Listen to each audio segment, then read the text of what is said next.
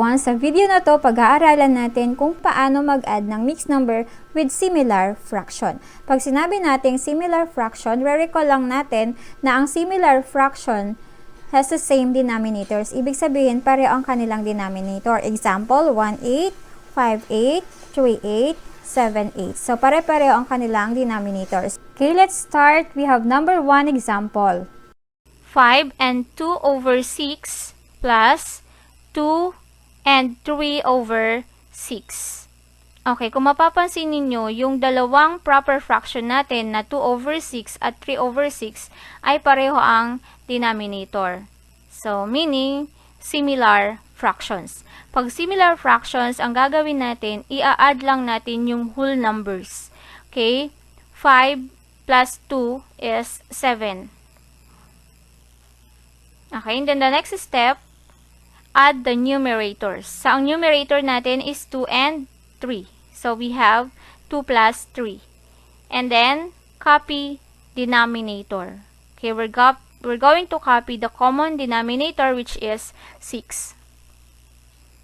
Okay, and then simplify. We have now 7. 2 plus 3 is 5. And then we have 6. Therefore, our final answer is 7 and 5 over 6. So, that is how to add or mix numbers with similar fraction. Okay, next, let's have an example number 2. 2 and 3 over 12 plus 1 and 5 over 12. Okay, observe natin yung mixed numbers natin. Yung dalawang proper fraction natin na 3 over 12 at 5 over 12. Pareho sila ng denominator, which is 12. So, again, ang step na gagawin natin, i-add lang natin ang whole numbers, which is 2 and 1. Okay, so 2 plus 1 is 3. And then, i-add ang numerators. We're going to add the numerators, which is 3 and 5. So, now we have 3 plus 5. And then, the last step is copy the denominator. The denominator is 12. So, now we have 3 and 3 plus 5 over 12. Now, simplify. We have 3. 3 plus 5 is 8 over 12. Okay? So, since 8 and 12 is my common factor, okay, we need to simplify or find its lowest term. Okay. 3 and 8 over 12.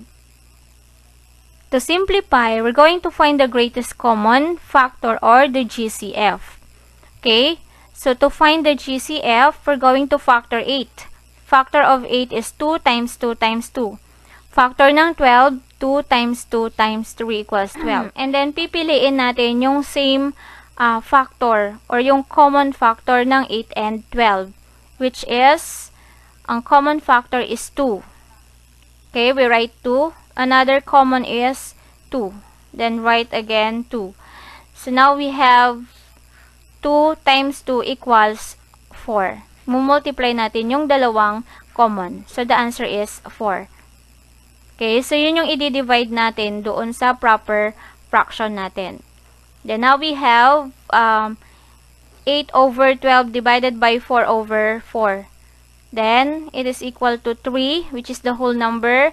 8 divided by 4 is 2, and 12 divided by 4 is 3. And the final answer is 3 and 2/3. Ngayon, alam mo na kung paano mag-add ng mixed number with similar fractions.